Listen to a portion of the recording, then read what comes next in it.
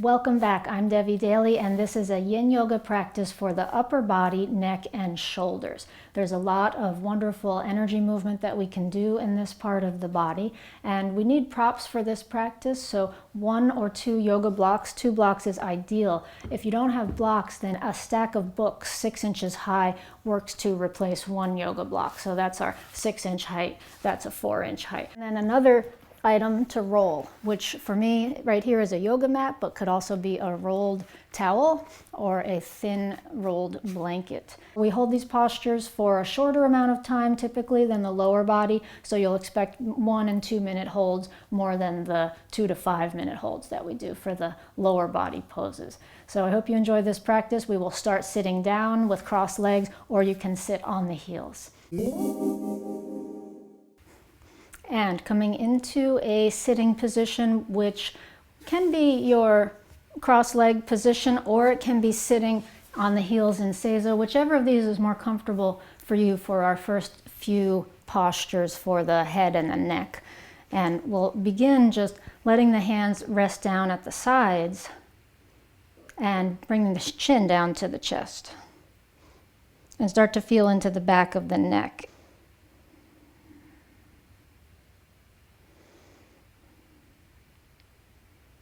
And now go ahead and let the head roll toward the right shoulder. So your right ear toward your right shoulder. And think about just bringing the left cheek up toward the sky. And here we're getting into the scalenes on the left side of the neck, into the jaw.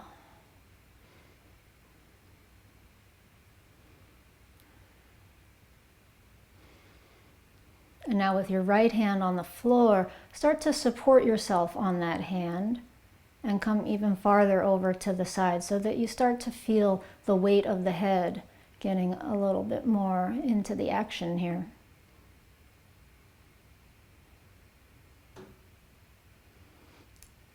And there's almost a feeling here of bringing the back of the skull back in space.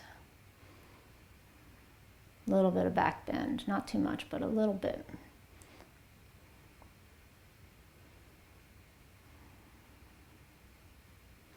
And now take your left arm and extend it up, and not looking for any particular angle or position, but more of a feeling of extending, lengthening, stretching into the left side of the ribs and the left armpit.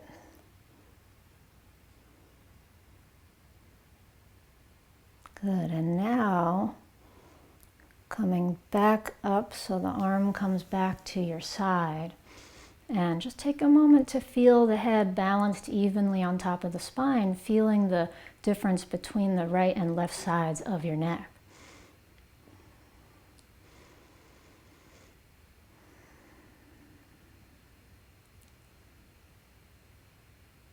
And now chin down toward the chest and roll toward the opposite side, left ear toward the left shoulder. And taking some time here to feel as you bring your skull back in space a bit. It's like you're trying to shine your right cheekbone up toward the heavens.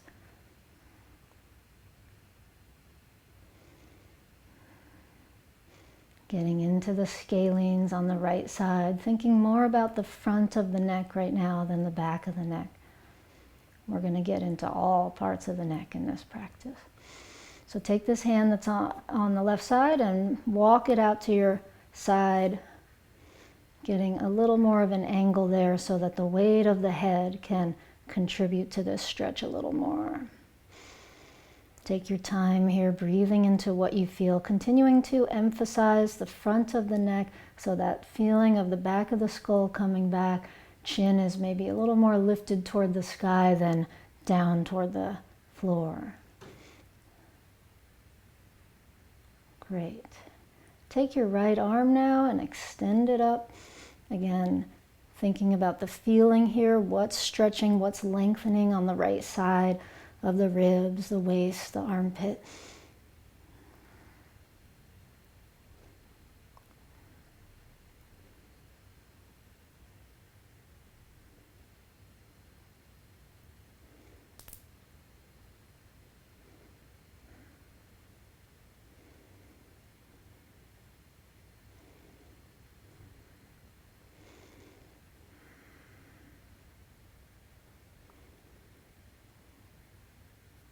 And coming back up, both hands down to either side. And again, take a moment here, close the eyes, head balanced on top of the spine. Feel what the effect of that side stretch is on the neck, the upper spine, both sides.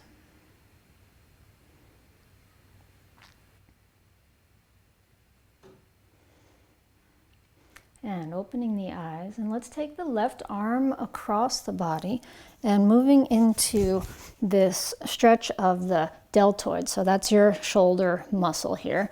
And just draw the arm across. So this right hand is just with my forearm, I'm just pulling it back. And you could take this left hand and put it behind your shoulder blade if that helps, whichever is more comfortable, straight out to the side or just behind the shoulder blade.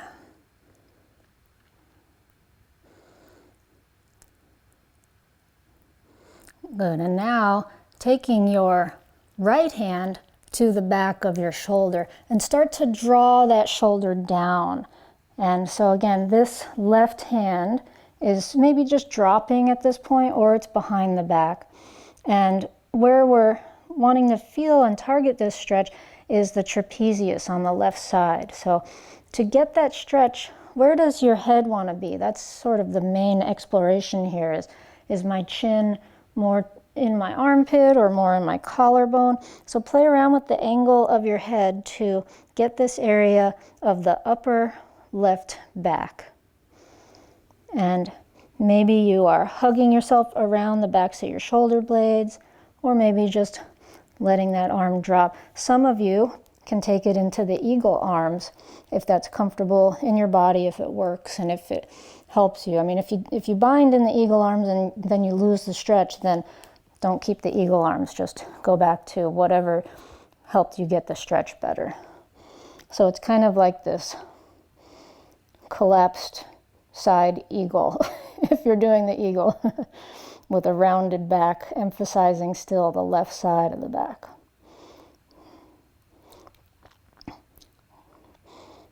Great, and now keep your arms however they are right now and bring it to the center so that you're getting, with your arms in this bound position of some style, you're getting a little more stretch in the center of the upper back. And now releasing, bring the head back up, relax your arms down at your sides. And take it to the other side, starting with that shoulder deltoid stretch. As the right arm comes across, the left forearm draws the arm in. Option here to have this right arm straight out to the side or behind the back.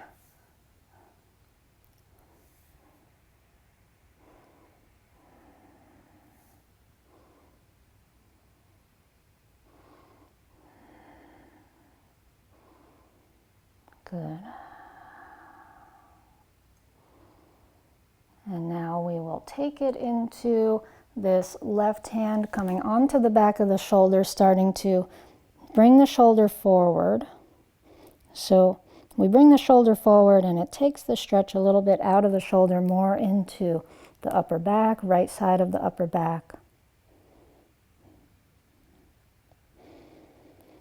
And you'll play around with the angle of your head, maybe chin toward the armpit, or slightly different angles.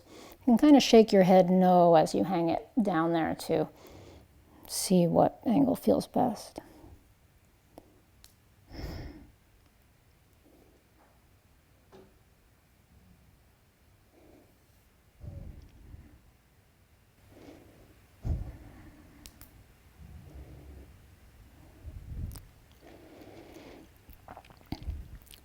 And you might be good where you are with one or both hands on the shoulders or the backs of the shoulder blades, or maybe bringing it into those eagle arms.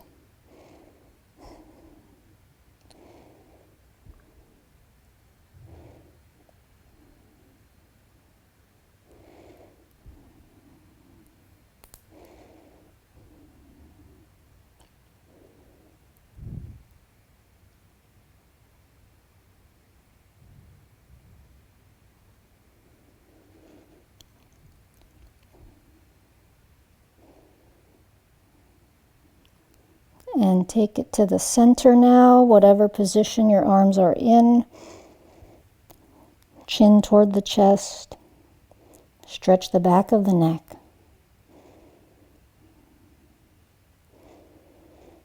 And rising up.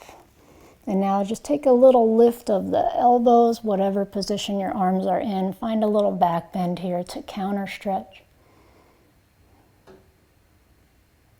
And unwind the arms and take your other arm under, right arm under the left, hugging or eagle arms. And again, that little lift. So just a little yang, energizing the upper back. And now letting the arms go. And feeling into the upper back now. So we've gotten into some nice stuff in the side of the neck, the upper back, working functionally here to get all these different regions of the shoulders and the upper spine. We're going to now move into an upper back bend. So this is where we use the rolled extra yoga mat or whatever towel or blanket you've got. And lying back so that this is underneath the bottom of the shoulder blade. So the idea is to get the shoulder blades to tilt up and to open up the heart. Open up the heart toward the sky. Now, the arms should be not over the roll like this, but out to the sides so that the shoulders can get some more of this tilt going back.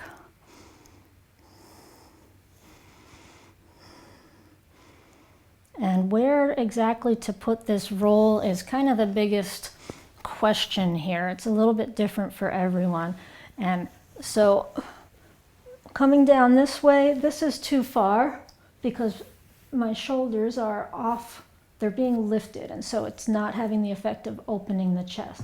They're too lifted, and it's actually having the effect of collapsing my neck. So coming up to here is where we want it. And then too far is like if it's more just at the bottom of your ribs and not getting the shoulder blades.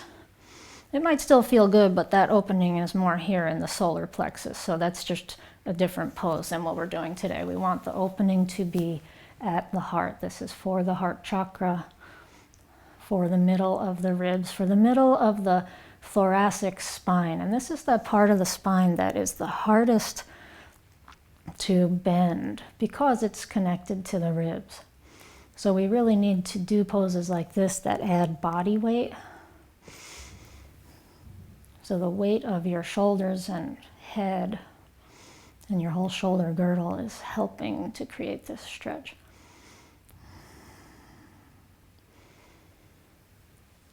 And you are welcome to explore different positions with the legs, like butterfly or bent knees, or else just keeping them straight.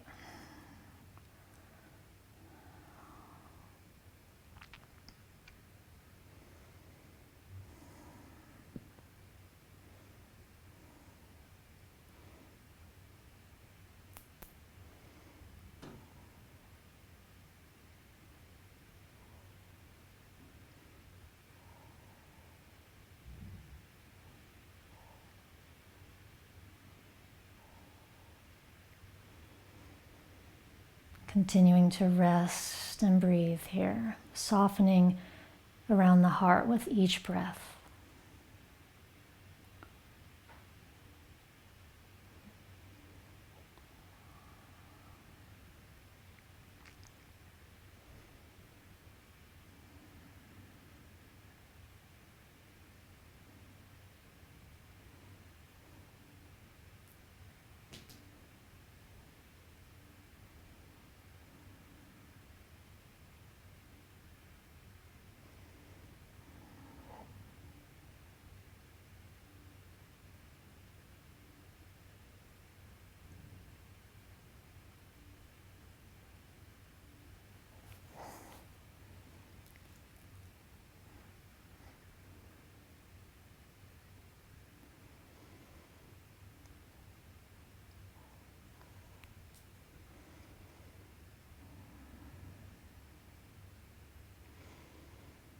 and releasing your pose. So roll over onto one side and slowly push up and make your way into child's pose.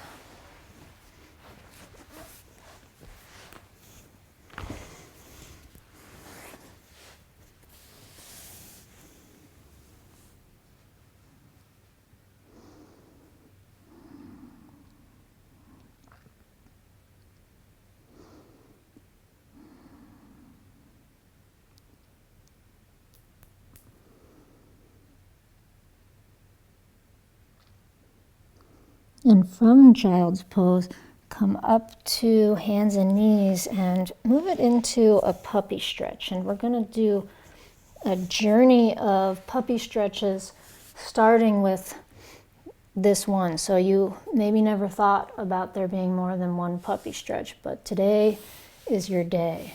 Arms come out in front of you, and here we have the shoulders being the emphasis of what gets stretched, so the armpits. And for some people whose shoulders are on the more open side, the chest and or the chin might come to the ground easily. You could rest your forehead on the ground as long as it doesn't make you lose your shoulder stretch. So you're welcome to leave your head lifted if that helps your shoulder stretch. Even though it's a bit more yang to do that lifting of the head, it's yang for the neck. You're still able to sink into the shoulders, the armpits, and the side bodies, which is our target area for this particular version of puppy pose. And some people like to support the head with a block. Please feel free to do that if it helps you to rest here.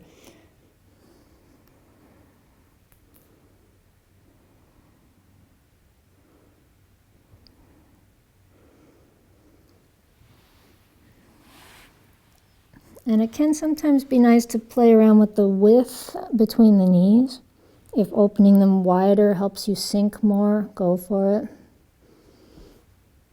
And as you see the appearance of this pose, it looks like there's a lot of action going on in the lower back, a lot of back bend, but it's really more about the upper body in this pose. That's where the sensation wants to be. So really about the shoulders.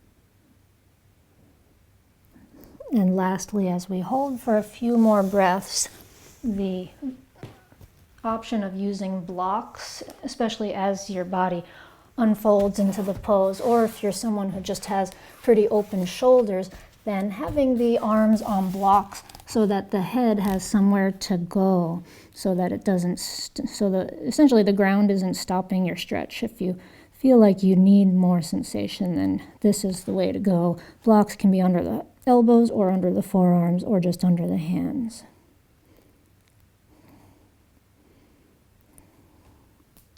And of course, you're using your books, stacks of books if you don't have blocks on hand.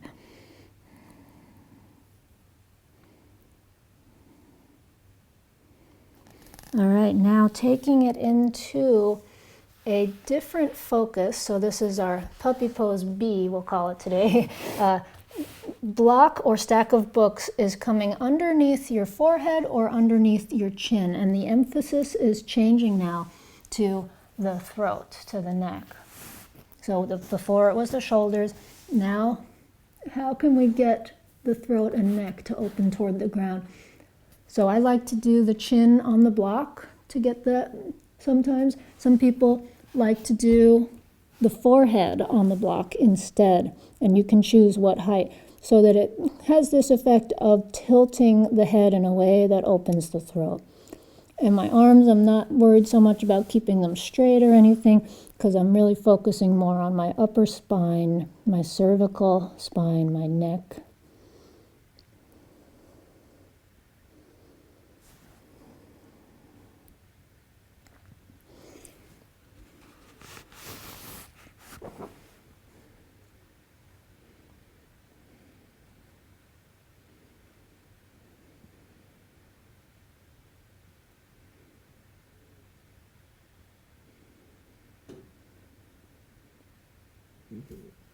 A few more moments here. Think about your throat chakra, about opening the throat chakra, and also stimulating the throat chakra in the back, in the spine, in the bones, stimulating the C7 area.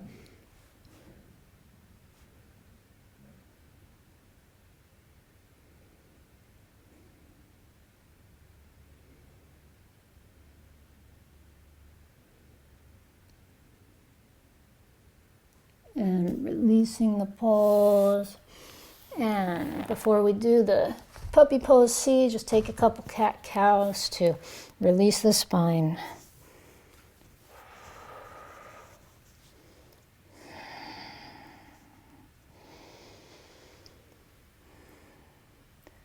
So puppy pose C now is for the triceps. The triceps are this part of the back of the upper arm.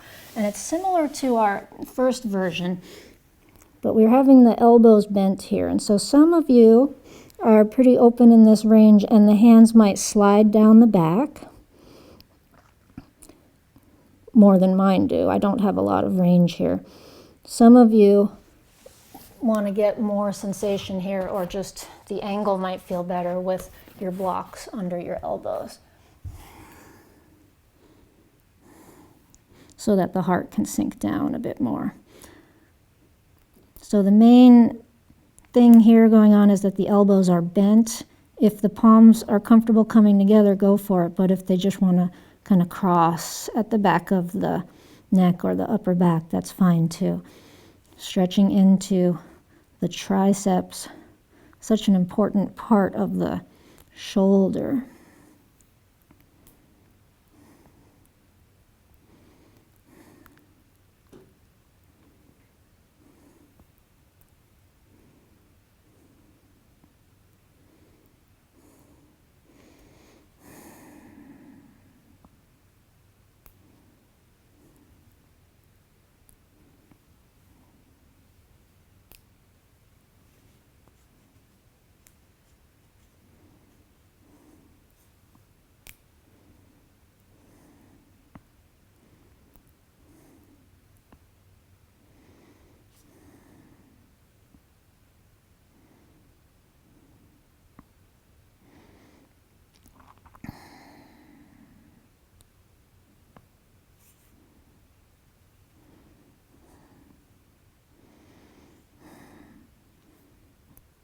And slowly releasing. And after doing your puppy pose A, B, and C, go ahead and rest down on your back, taking 1 minute on the back too. Just feel into all of this energy that's been opened up, stimulated for the first part of this practice. It's a lot of movement in the upper body chakras and the upper body meridians, the heart, the lungs. Maybe sensations radiating down the arms into the hands and the fingers.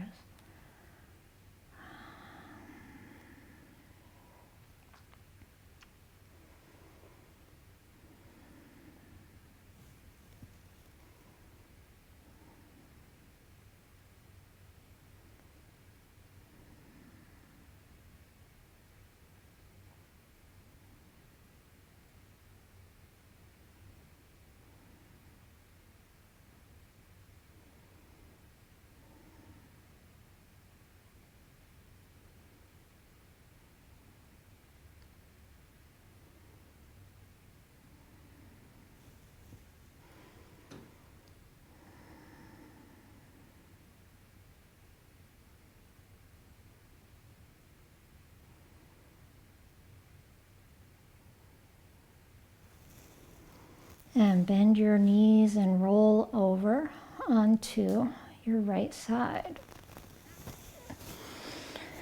Coming up and coming into the open wing pose. So right arm comes out to the side from your belly. You're on your belly, and have some props near the head. So I'm not sure what I'm going to want yet. I want to have a block and a pillow nearby to see what I feel like having for under the head. So right arm out to the side, And then rolling over onto your right hip, tucking the knees to the side.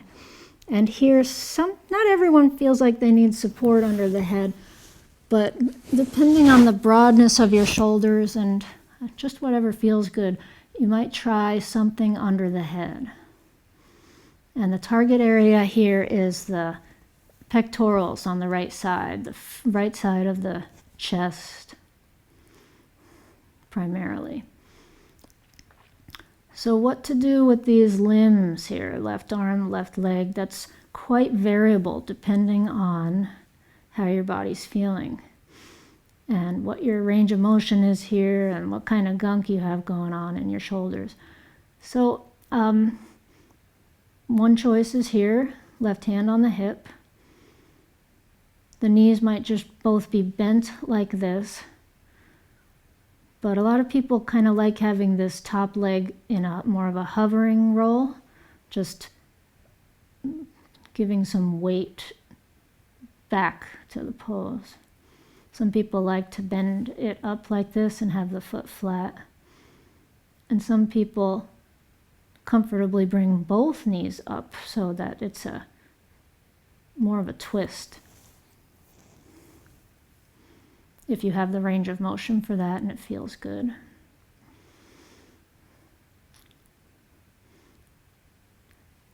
And thinking about or sensing into the front of the right chest. And does this hand like being palm up, this right hand that's on the floor, palm up or palm down? It can be either of these things. And also the angle of the arm can change, so it doesn't have to be straight out from the shoulder. It might feel a lot better for you to have it down at a 45-degree angle or more or less. Maybe you like having your left hand behind your back. This one.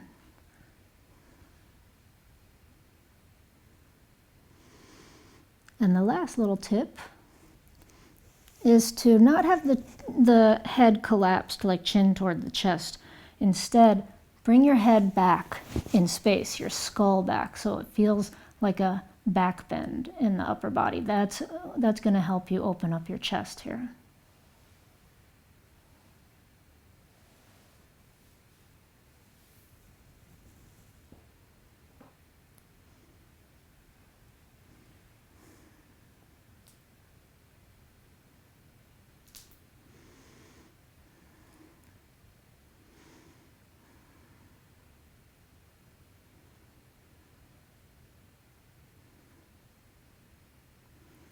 Great, releasing the pose now, rolling over and taking it to the second side. So your left arm out to the side.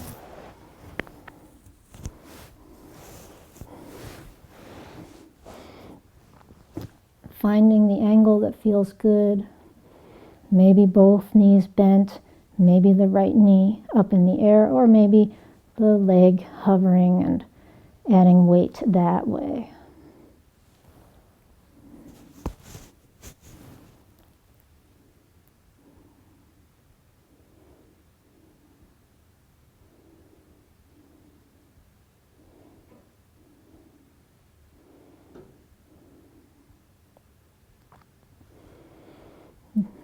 The hand that's on the floor. Remember, you can experiment with the angle of that arm and also whether the palm is facing up or down.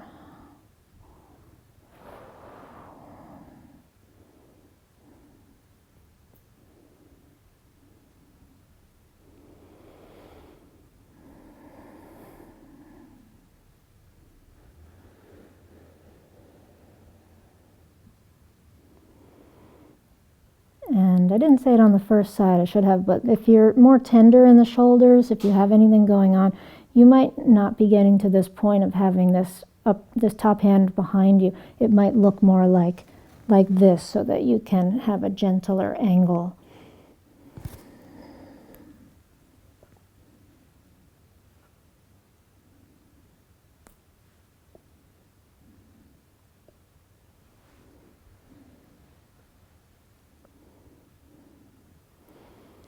And the head is back in space, so it feels like an upper back bend.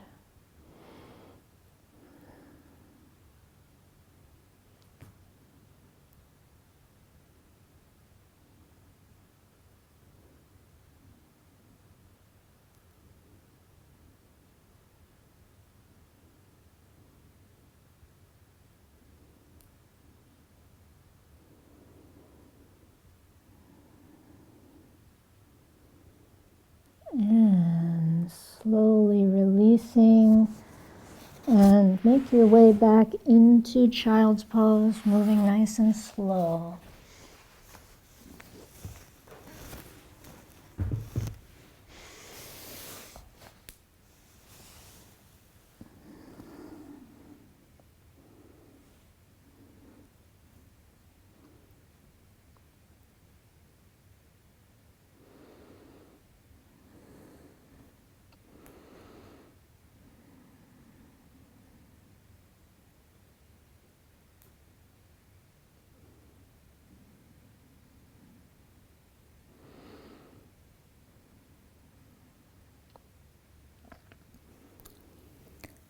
And coming up now, and come to a sitting position for the side half dragonfly pose, or side half butterfly, whatever you feel like calling it today. Right leg out to the side, left leg bent. And now taking this right hand onto the leg, roll your left shoulder back. So of course you're going to sit on a pillow if you need to have a little lift here. The emphasis, unlike how we normally would approach this with a leg stretch, we're going for the torso stretch, the side body stretch. And so starting with the arm down, the left hand behind the back. And this is going to emphasize the left side of the neck. And we'll do this just for a few breaths because we already did stretch into this range in the beginning of the practice. If your sensation here is primarily the leg and you're not able to really focus on the upper body, then I will suggest you just do cross legs right now instead, and your arm is going to have a more important role to support you in the side stretch. Some people like to have a block under the right elbow. And now moving into the second phase, take your left arm up and over. And so emphasizing the side body, the ribs here. And again, it's not really important what exact angle or action this top arm is doing. It's more just about how it's contributing to what's going on here. And so it might hover. Some of you who bend easily might reach down and hold the foot. Others might enjoy taking the hand behind the head, or just letting it hang out in space.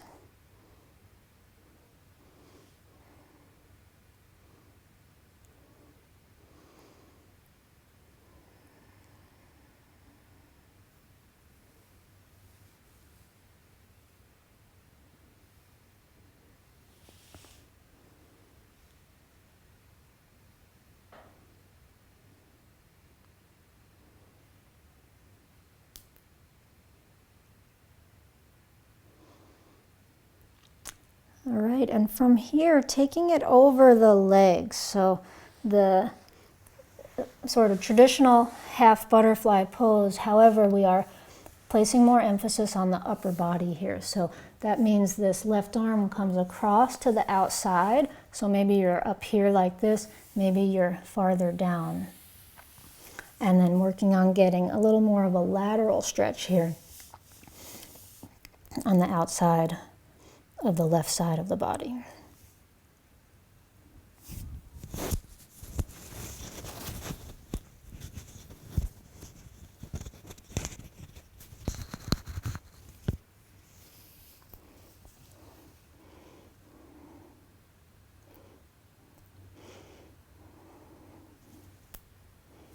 Your right hand might be on the leg or farther out to the right side.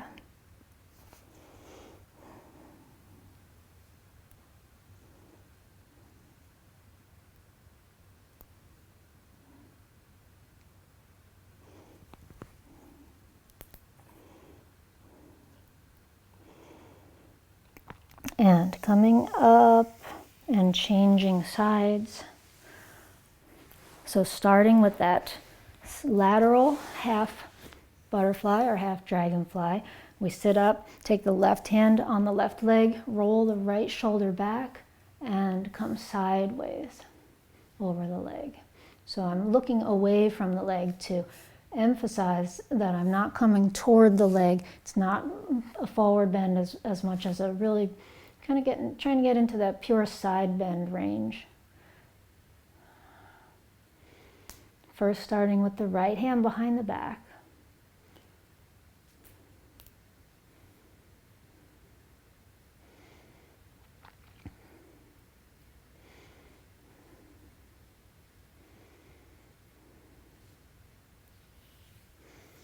So upper body yin yoga is something I get a lot of requests for. I'm doing this practice as a way to share with you all the upper body poses that there are. And we're not going to get to all of them, but we're getting through a lot of them in the yin world, all the poses in the yin world. But once you start making poses up, of course, it's infinite. So let's go ahead and take this top arm over a little bit, or a lot. So your stretch here, holding the foot, hand behind the head, or just letting it hang.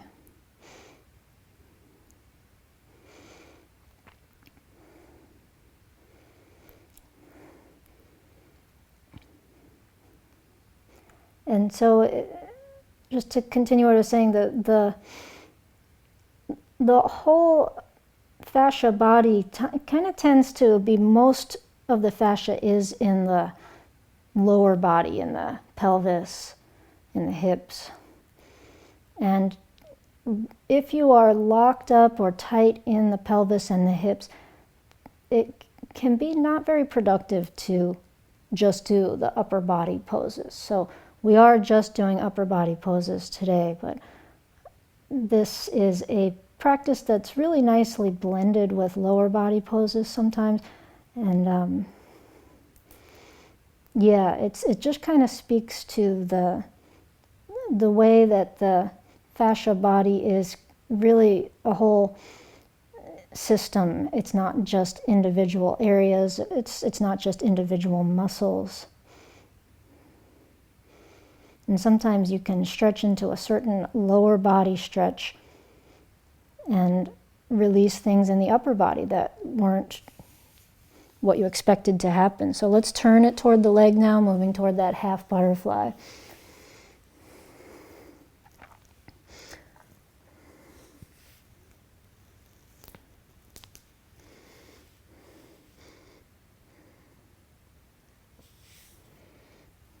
And again, the right hand is coming across to the outside to emphasize this side of the right side of the torso. Left hand maybe out to the side a bit to help support that sideways movement.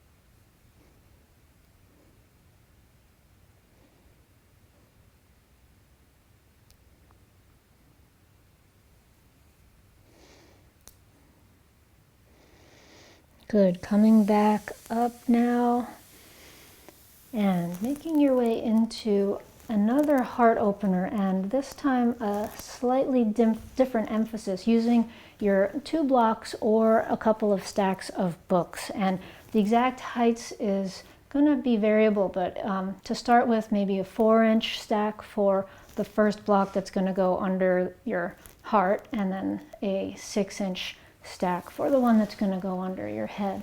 So the first one we did when we were lying back over the rolled yoga mat or rolled towel, we were emphasizing the heart. We were opening the heart. Here we want to emphasize more the throat chakra and the collarbones. And so it's really important to get the position of the head right here. If you have too much support under your head, then it might look like this position where my throat is completely closed. You can see I've got too much support under the head. For some people, because of the position or the anatomy of their upper body, this low block under the back and high block under the head is a good position, but you can just see for me it's not, and I can feel that it's not. So I'm going to open my throat more by taking the block that's under my head down a notch, and that's a little bit better. I can open my throat, but really I kind of want a little more opening in my throat, so I'm going to choose to take it down even one more notch, and that feels good. And so this might be about the heights you have, 4 inches of books if you're using books. If you are at this place and you want more sensation, then the one that's under your back, you have to come all the way up. The one that's under your back has to come up more. So I'm going to try the 6-inch height with that one under the back because I want a little more sensation. And oh yeah, now I can really feel that. If that's too much, then I could say, I'm going to take this one under my head up a bit to ease that sensation up a bit. And I still have a nice opening in my collarbones and my throat. And then after a few moments, I know my body, after a few moments, I will eventually want to come down to this position, but it's quite different for everyone. And some people who have a lot of range of motion here want to come even farther down, so the head is below the heart. That's a bit much for me today, but if that's where you are, go for it. And let's continue to emphasize more the collarbones, more the throat than the heart, which might change your decisions about exactly how to prop yourself. Arms come out to the sides, palms facing up. They can be straight out to the sides or down at an angle. If you happen to have just one block, you can still take advantage of the firmness of your block under you and then have just something else under your head. So if you have one block, don't use the block under the head. Use the block under the back and then other options under the head, because the firmness under the middle back is where we really get a lot of the benefit here. Anything you want to do with the legs, straight ahead, butterfly, or just crossed at the ankles.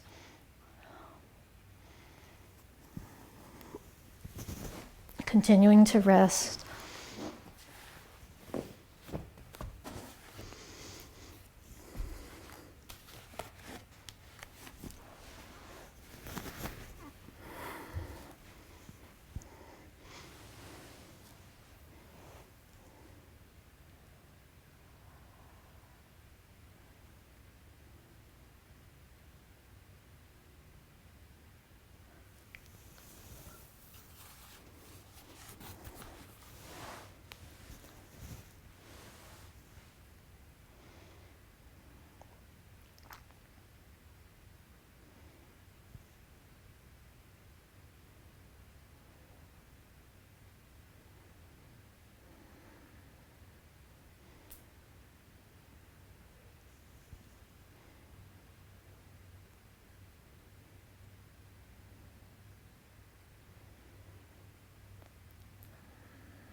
And now for the last few moments, take the arms in this position and just reach them up over the head. They might drop toward the ground. You might hold one wrist with the opposite hand or clasp the fingers, just any way to get a little more of this armpit and rib sensation. Good, and releasing the arms down to your sides. And taking the legs together, if you had them open in butterfly, carefully roll to one side or just push yourself straight up, whatever seems safer for your back. And come on into child's pose.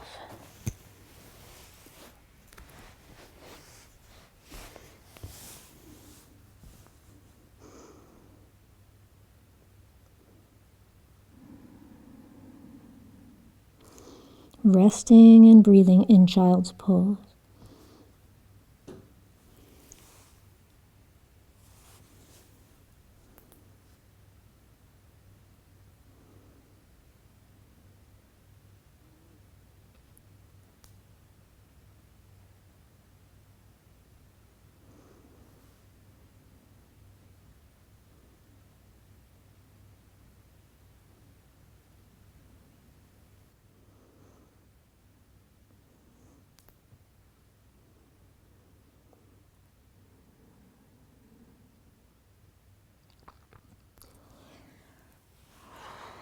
And coming up now and taking the rolling panda pose. So on your hands and knees, your left arm will thread under and thread through, and we'll take it into the left shoulder coming onto the ground. And so this is often just called thread the needle pose with both knees on the ground. In yin, we have this habit of taking the foot out to the side like a kickstand, and then sometime recently, some people started calling it the rolling panda pose. So this is a new millennium yoga pose.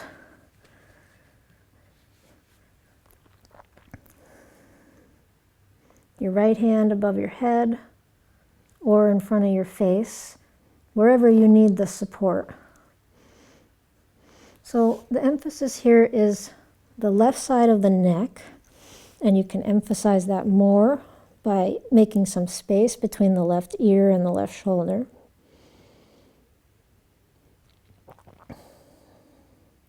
And also the upper back on the left side.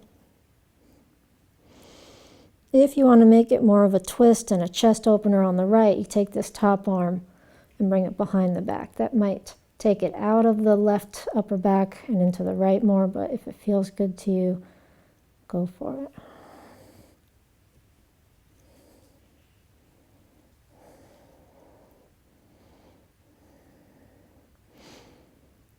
This leg that's out the side is just your lever. There's no exact place it's supposed to be. It can be directly out to the side, down a bit more, or you might not find that that's helpful to do that, and you might like having both knees on the ground.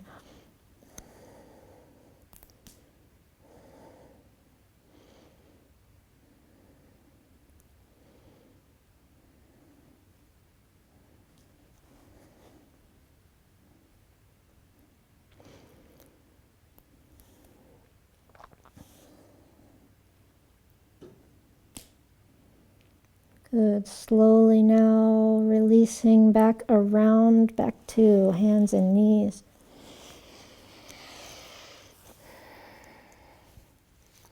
And taking it over to your second side. So I'll turn around for this one, and right arm comes underneath the left.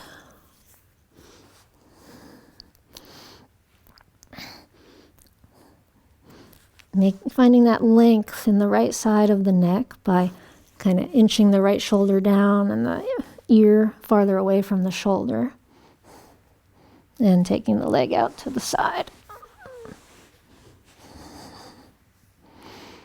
See where the left hand wants to be, and it might be different than it was on the first side. Hand on the ground in front of you or over your head or behind the back.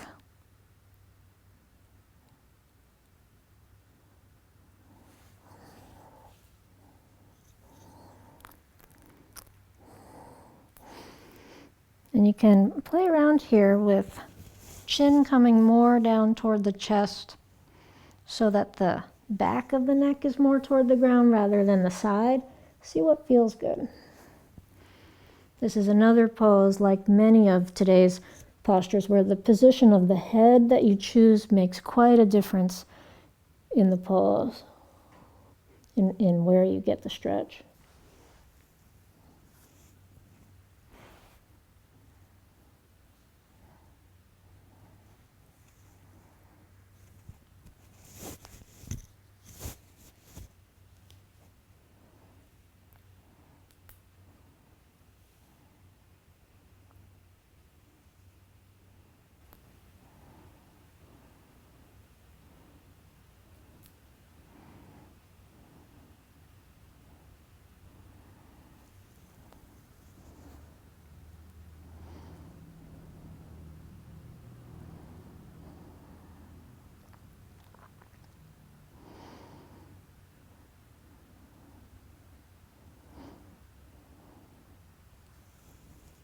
And slowly unwinding and making your way to a final relaxation on your back in Savasana. Or today I will invite you to find some way to elevate your legs. So coming to a wall or a piece of furniture, a bed or a sofa that might be nearby, and you can put your legs straight up the wall, or if you're on a bed, you can have the legs bent as much as is comfortable.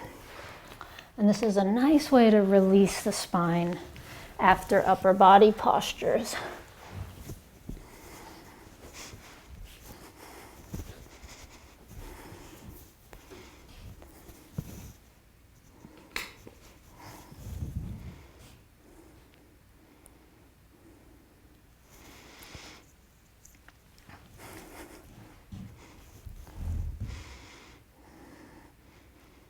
And as you set up in this pose and settle into this pose, notice how this elevation of the legs, if you're working with that, just gives a little more space to the bones and fascia of the upper body. Can you feel that? Can you feel a little extra length in the back of the neck? And from here, see exactly what angle your arms want to be in for the perfect energy flow, so that the chi that's been awakened and stimulated from this practice can do its thing, can travel on the pathways between the heart and the lungs and the arms and the fingers and the organs inside of the torso. And from the heart and the lungs, feeding out into the whole body through blood, through breath. And each breath that you inhale, feeding into these lungs that are now open. And from the lungs, the oxygen feeding into the heart to send the blood circulating through the whole body.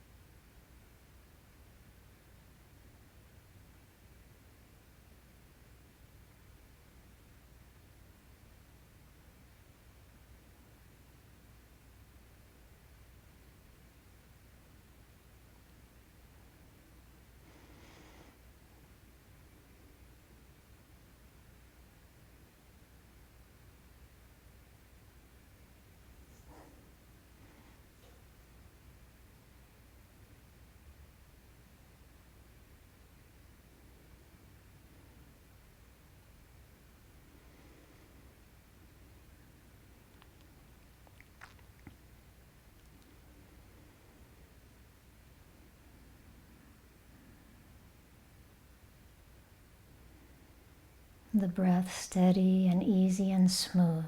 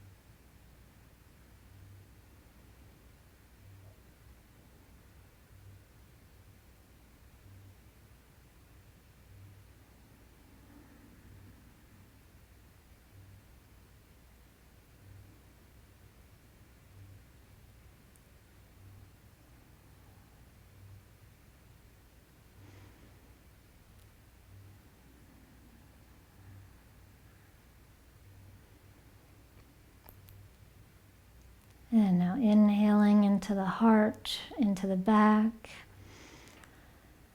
As you exhale, gently wiggle your fingers and your toes and start to stretch out into your arms and legs and make a transition onto your side and come up into a sitting position.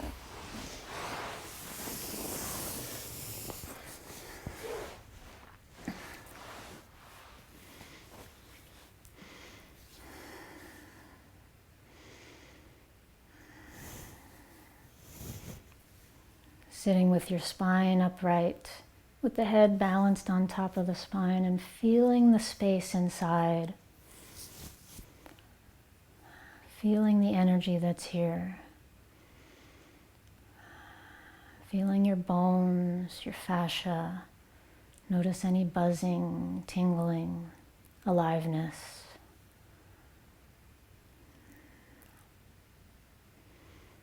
And let's bring the buzzing into the voice by chanting Om 3 times. So place the palms together in front of your heart.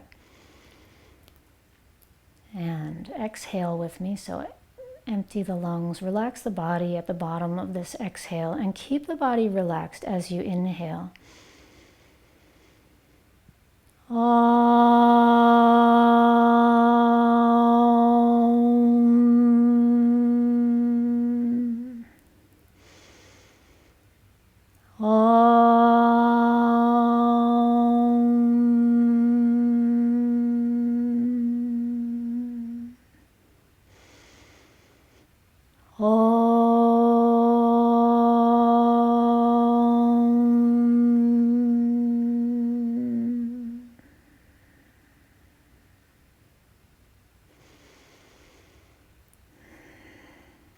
Thank you so much for joining me.